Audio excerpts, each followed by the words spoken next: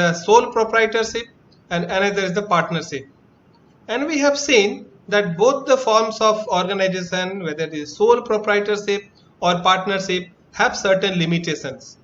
And the biggest limitation is with respect to the liability of the owners. That is, in both these organizations, the liability of the members is unlimited. Now, today we shall be discussing about company form of organization. Now, what is company form of organization? First of all, we should have a clear understanding of the definition of company. We have heard the term company. So and so is working in this company and working for this company, that company. This company is manufacturing this, or this company is offering this particular product or service. But what exactly is known as company? So we must understand, or we must have a clear-cut understanding of the company form of organization. What exactly is the company? So a company is an artificial person. There are two types of person: artificial person and natural person. We, like me and you all are natural persons. We are born naturally and we are natural persons. Similar to us, company is also an artificial person. Artificial person means it is created by law. Law has created that artificial person. It is not a natural person. For example, if I ask you whose mobile data you are using, and if you are using the mobile data of Reliance Jio, you will not say that you have purchased this SIM card from Mukesh Ambani. You will say that you are using the Reliance, you are using the mobile service of Reliance Jio or Reliance. Reason: Reliance Jio itself is an artificial person, itself is an independent entity, separate from its owners. And who are the owners? We will discuss it later on. But Reliance Jio itself is a company. It's an artificial person having an independent legal entity. It is an independent legal entity. If you have to file some complaint, you will not be filing on Mukesh Ambani, or you have to file some complaint or Tata Steel, you will not be filing it on Ratan Tata or the chairman of Tata Group. If you have some objection or some problem with Wipro company, then you will not be going to file a suit on Azim Premji, you will be filing it on Wipro. So Wipro or Infosys or Tata Steel or Reliance, all are having an independent legal entity, independent from their promoters, independent from their members or the owners. So it is an artificial person. And how it is an artificial person? It is created by law. Which law? There is a law in India, Companies Act 2013. Prior to that 2013 Act, there was a Companies Act 1956. So these companies are registered under Companies Act 1956, having an independent legal entity. Its entity is independent. Okay, it is independent from its members. It should not be confused with the members of the company. Members have separate identity, companies having separate identity. And because of having its independent legal entity, it is having perpetual succession. Perpetual means continuous succession. We have seen in case of sole proprietorship and in case of partnership that a sole proprietorship business that comes to an end with the death or with disappearance of this sole proprietor. If the sole proprietor somehow disappeared from the business either because of death or because of his lunacy or because of any other compulsion, then that business ceased to exist. So is the case with the partnership. If any of the partner becomes insolvent or dead, then that partnership business come to an end. But in case of company, there may be thousands and lakhs of members, and with the death or insolvency or lunacy of any of the partner, any of the shareholder, company, it does not get affected. The working of the company, it goes on and goes on. It will have a continuous existence. In Second World War, all the directors of the company called one company from Japan, they have been killed. All the directors were killed, but still that company is there. So that's why there is a saying for a company that members may come, members may go, but the company will go on forever. So the existence of the company is not subject to the survival of the members or the directors of the company. Today I am the member of a company, I am the shareholder. Tomorrow I may not be the shareholder, and it will not affect the working of the company.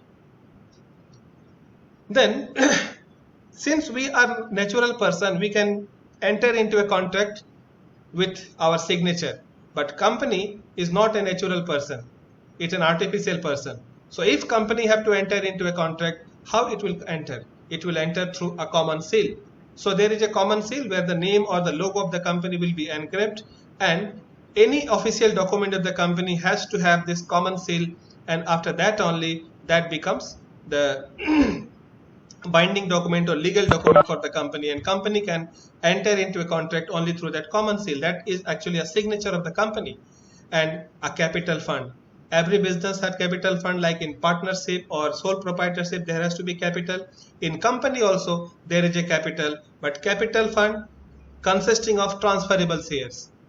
We shall discuss it in detail later on in this lecture. So it's a capital fund consisting of transferable shares. So suppose the total capital of a company is 1 lakh, and 1 lakh can be converted, can be consisted of say 10,000 shares of rupees 10 each. So 10,000 shares of rupees 10. So 10,000 into 10 equal to 1 lakh. So 1 lakh will be the capital fund, and this 1 lakh is divided into 10,000 shares, which is transferable. Transferable means today I am the owner of that share, so tomorrow I can sell it and someone else can become the shareholder or owner of those shares. So that's why the shares of a company, they have transferability and limited liability. This is the biggest advantage with the company form of organization, that the liability of the members is limited. Today I am a shareholder in suppose X company, and if that company goes bankrupt, then my personal property will not be attached to, and suppose I am the shareholder in that company. So in that case my personal property will not be attached, will not be used for paying the business related debts. So my liability is limited only to the extent of the capital that I have agreed to contribute it. So suppose I have purchased shares worth rupees 1 lakh. So my maximum liability, my maximum loss is 1 lakh rupees only, not beyond that. And that's why the liability of the members of the company is limited. So this is just in brief about the company. So how to identify a company by name? Suppose these are the name of a company: Reliance Industries Limited, Tata Steel Limited, ITC Limited, Mahindra and Mahindra Limited, Tata Motors Limited, Shreya Foods Private Limited, Nahata Tax Private Limited. So just looking at the name of the company, how will you say that whether it is a company or it's a partnership or it's a sole proprietorship or it's a cooperative form of organization? So the word limited is the key. So any company compulsorily have to use the word limited as a part of its name. If it is a company, if it is registered under Companies Act 2013 or Companies Act 1956, if it is a company with the registered under any of that with the registrar of companies, then compulsorily it have to use the word limited. So it will be using the term limited, limited, limited, limited, or private limited. But ultimately the word limited is the key to identify a company, any organization, by its name.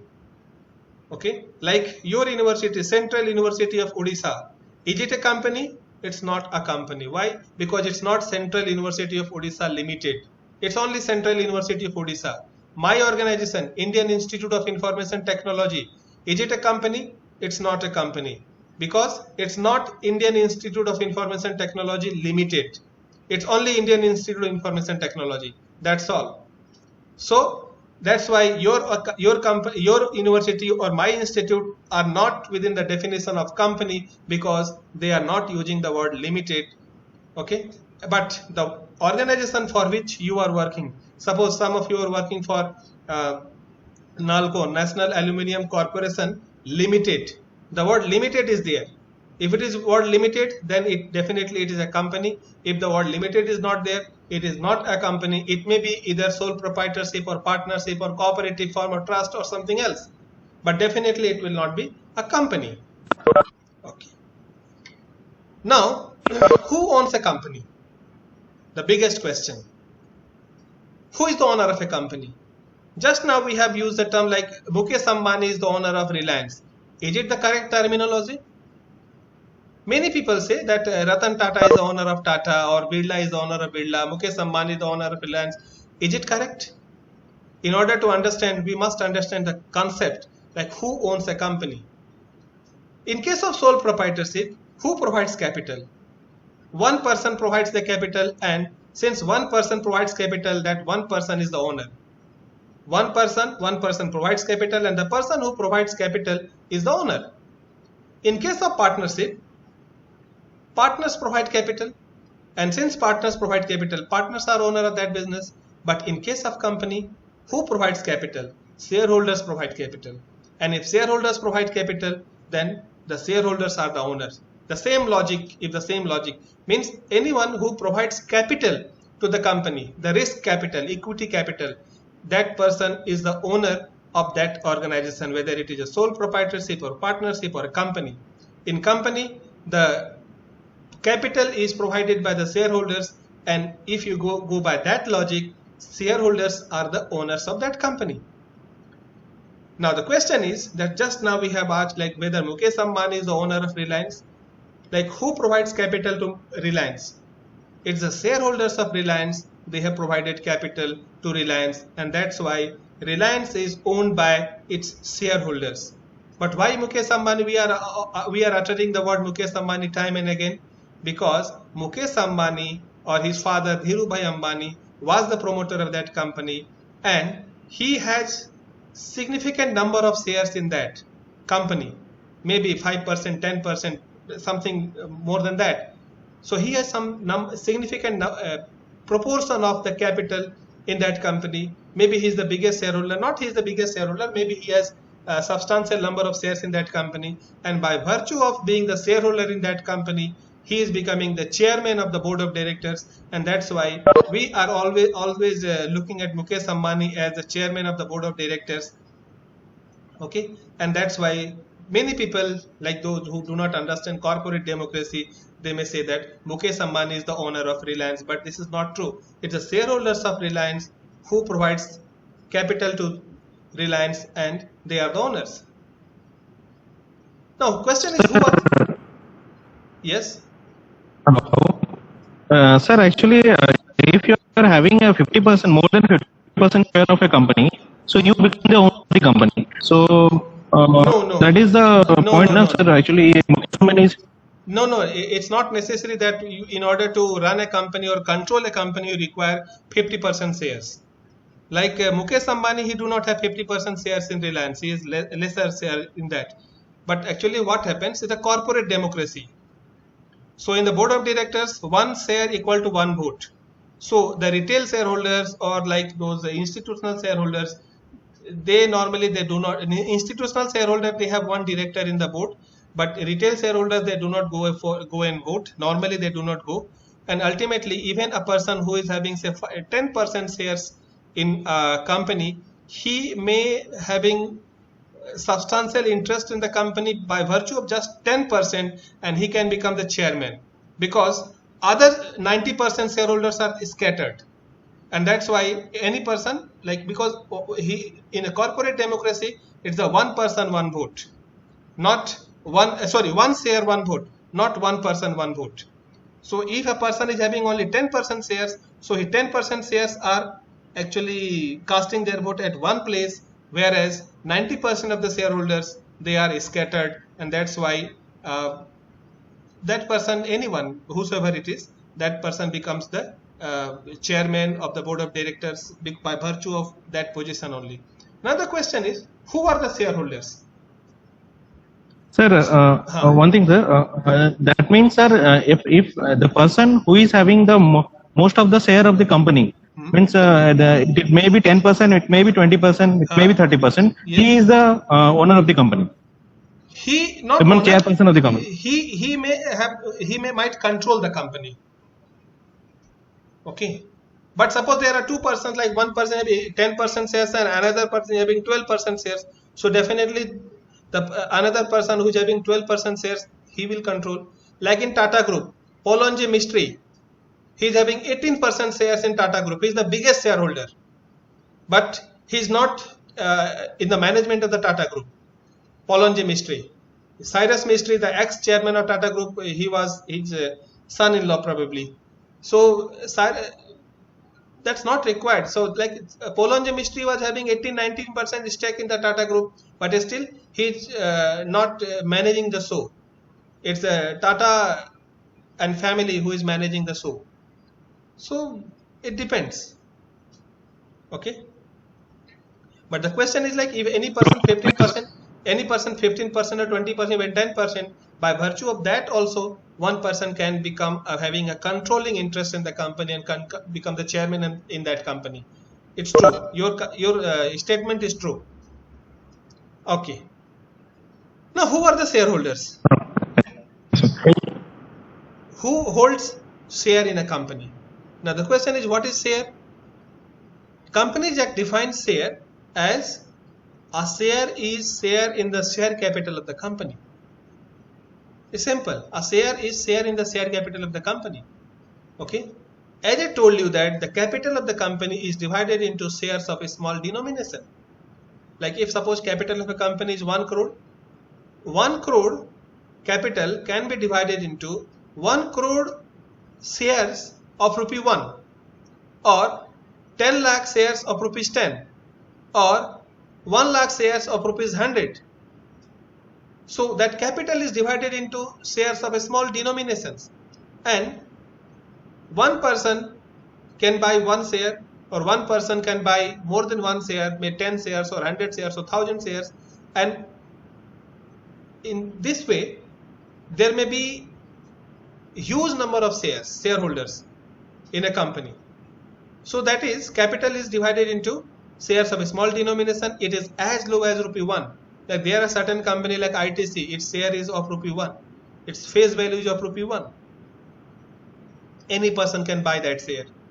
Okay, any person having that eligibility, having certain documents, that person should have the ability to buy, ability to enter into a contract. Any person can buy that share, and there can be thousands and lakhs of shareholders. Okay, so that is share. Just take an example. Suppose capital required for a company is 100 crore. Now, one person can contribute 100 crore, two person can contribute 50 crore and 50 crore each. But suppose the company have decided, as the Reliance have decided way back in 80s, that they will go for initial public offer, public issue of their shares. So capital required 100 crore, and suppose the company have decided that one share of rupees 10 will be issued. So 100 crore will be divided into how much? 100 crore divided by 10, that is 10 crore number of shares of rupees 10 each. Now, what is the maximum number of shareholders for this company? Suppose the maximum number of shareholders for this company can be 10 crore. How? One person buying one share each. So in that way there can be 10 crore number of shareholders. But it's not required that there has to be 10 crore, because one person may buy 10 shares, someone may buy 100 shares, someone may buy 200 shares, 1000 shares, and in that way, so maximum is 10 crore, but it will be less than that. So that will be the number of shareholders in a particular company. Okay, so this 10 lakh number of shares can be issued to any number of people, and everybody will become the shareholder in that company, and all the shareholders are actually the owners of that company, and all these people will be called shareholders, and all the shareholders are actually owner of that company. But if all the shareholders are the owner of that company, but the question is how the company will function. Suppose there are 10 crore number of shareholders, so the 10 crore shareholders cannot come and manage the company. There will be chaos. So how the company will function? The next big question. So the question is, there may be large number of shareholders, and all the shareholders, it's practically impossible that all the shareholders will come and manage the company, and that's why the shareholders will choose their representatives through elections in the meeting, So they will choose, the spelling of choose is just slightly wrong, sorry for that. So they choose their representatives who will be working on behalf of the shareholders. So, and they are called directors. So suppose in our example there are 10 crore number of shareholders, and all the 10 crore number of shareholders, they will choose their representative, and their representatives are known as the directors. How many directors has to be there? There has to be, it will be decided by the board of the company, the management of the company.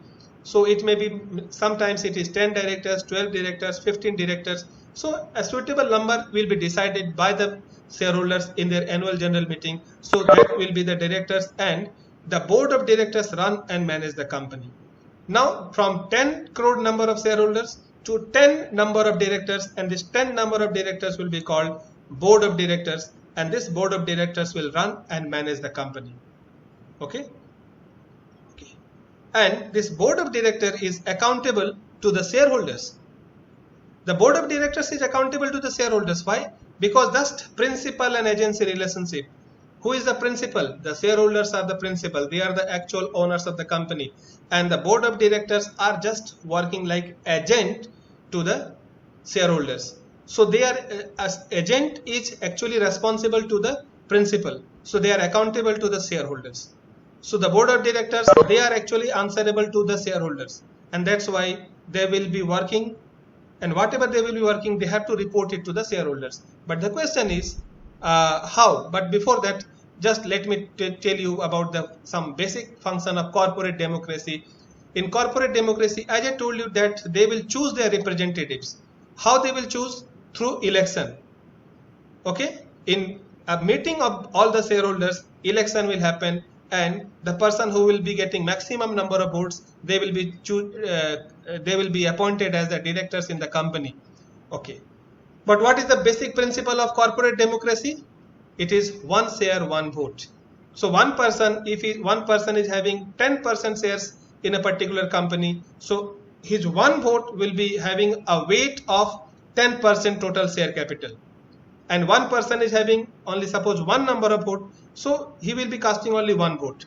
But if another person is having, suppose that person is having, say, 1 lakh number of shareholders, 1 lakh number of shares, so his one vote multiplied by 1 lakh will be the number of votes given by that particular person.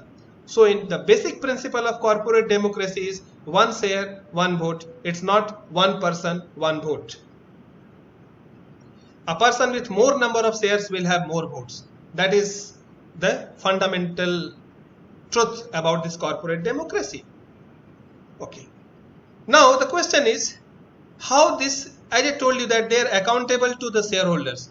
So how board of directors report to the shareholders? So the board of directors will report to the shareholders through annual general meeting. Every year a company have to call a meeting of all its shareholders, and it is known as annual general meeting.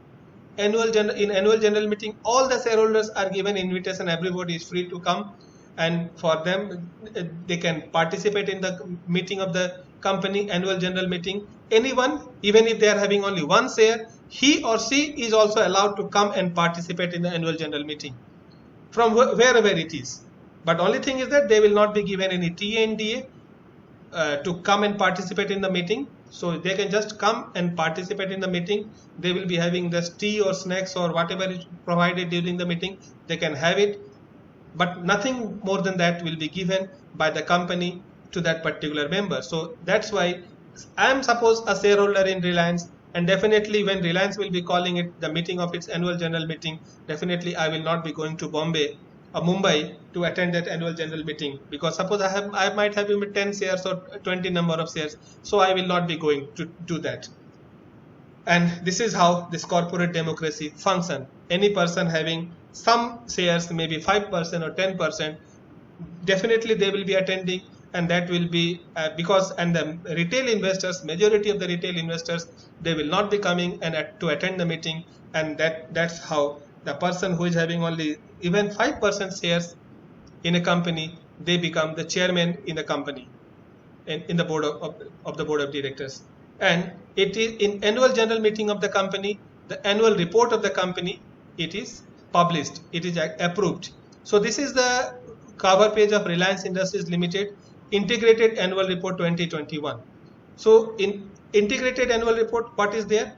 Every detail of the company for the last 1 year, what the company have done during the 1 year, then its accounts, profit and loss account, balance sheet, everything is given in this Integrated Annual Report.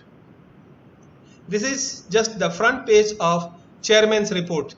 And if you just see to whom he is addressing, dear esteemed fellow share owners, he is addressing to the share owners. So as I told you that the board of directors, they are answerable to the shareholders of the company. So that's why he is presenting his report to the shareholders of the company, because he is answerable to the shareholders.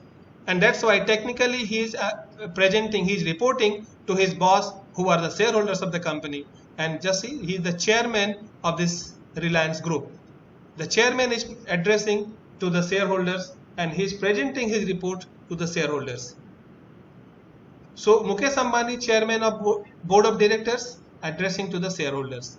This is the copy of independent auditors report, and these auditors are also actually appointed in this annual general meeting. In annual general meeting, the directors are appointed, auditors are also appointed. And annual general meeting, it is whose meeting? It is the shareholders meeting. So if it is shareholders meeting, so who will be appointing the auditor? Definitely it is shareholders, because shareholders have appointed directors and they have given them the responsibility to run and manage the company. But whether the directors are running the company effectively and as per the mandate given by the shareholders, whether they are doing it or not. So shareholders are also appointing auditors, the chartered accountants who will be doing the audit to of the accounts of the company, and the auditors will also present their report to the shareholders, to the members of Reliance Industries. The members of Reliance, members are the shareholders of that company. So auditors are also reporting to the shareholders. Okay. Now the question is, what are the different types of company? At the beginning also only we have seen that there are two types of company. One company was having the word only limited, and another type of company was having the word private limited. So there are two types of company, public limited company and private limited company. Okay, now what is public limited company and what is private limited company? So we'll understand private limited company first. This type of company is having minimum of 1 shareholder and maximum of 200. Okay. So like there cannot be more than 200 number of shareholders. Earlier it was 50, but after this amendment act it was revised to 200. So from 1 to 200, and it does not invite general public to subscribe in its shares. So it is not inviting general public to subscribe into its shares. So like very often we have seen that we have purchased the shares of this company or that company. This company is bringing IPO, that company is bringing IPO. Zomato have recently brought a public issue. So when Zomato have brought a public issue of its shares, it means it is inviting general public to subscribe into its share capital. So it means Zomato is not a private limited company because it has invited general public to subscribe into its share capital, and it restricts the free transferability of shares. In private limited company, if suppose someone is given the shareholding, so he or she cannot transfer it to anyone else without the consent of the other members of the company. So if these three conditions are present, then the company will be said to be a private limited company. You just look around your locality, you will find there will be lot of companies, lot of businesses who will be using the word so and so XYZ private limited. Yes. Sir, is it a minimum 1 or 2 to form a private limited company? Earlier it was 2, but now it is 1. Now one person, one member company is also possible. Okay, sir. Thank you. So earlier it was 2, but now it is 1. So now there is a concept of one person company, one member company. So one person can also form a company. So it restricts the free transferability of shares. Now what is public company? So minimum of 6 and maximum is unlimited number of shareholders. Like we have seen Sir, in, sir, if one person is forming a company, so it will be most likely the sole proprietorship company. Yeah, it will be somewhat similar to that one only, that one only, sir. Yeah, it will be just like a sole proprietorship, but if it is registered under a company, under Companies Act with the ROC, then this kind of organization will have the benefit of limited liability. Are you getting the point?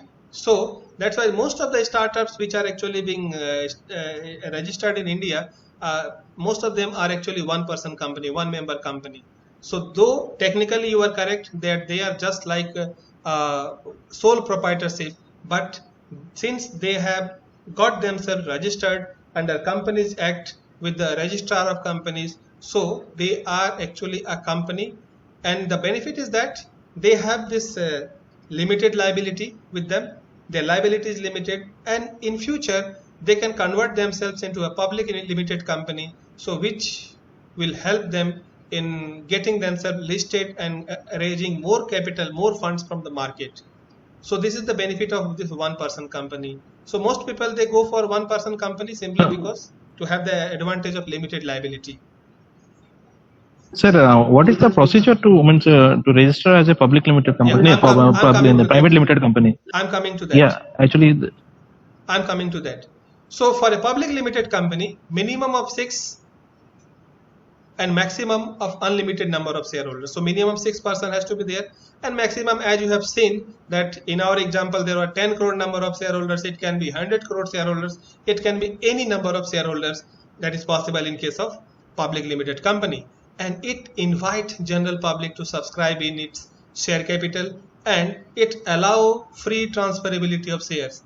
So that's why most of the companies that you have seen, like Reliance Industries Limited, Tata Steel, or Infosys, or Wipro, or Nalco, Indian Oil Corporation Limited, ONGC Limited, Oil India Limited, Coal India Limited, since everyone is using the word limited, so they are actually a public limited company. Another thing, most people, they just get confused with the term public limited company and public sector or public company. Reliance is a public limited company, but it's in a private sector. Okay, public limited company, it does not mean that it will be a public company or government company. It's public limited company means simply it allows free transferability of shares. General public can also subscribe to it in its share capital when and as and when it is required, and it has any 6 to n number of shareholders. So it is a public limited company. But Indian Oil Corporation Limited is a public limited company as well as government company.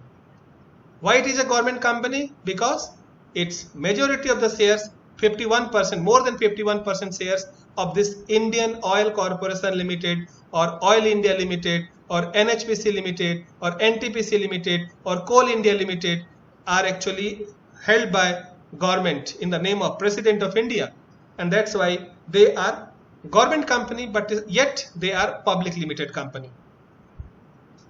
Now the question is how to form a company. So in order to form a company, any company, private company or public company, that company have to get themselves registered with the Registrar of Companies.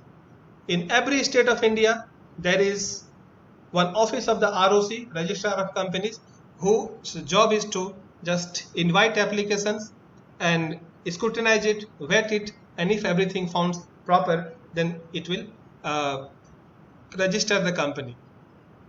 Earlier, under this Companies Act 2013, these companies are formed. Earlier, Companies Act 1956 was there to form a company. Now, what are the documents that are required to form a company? There are actually 6 documents, but here in the slide I am mentioning only 2 documents.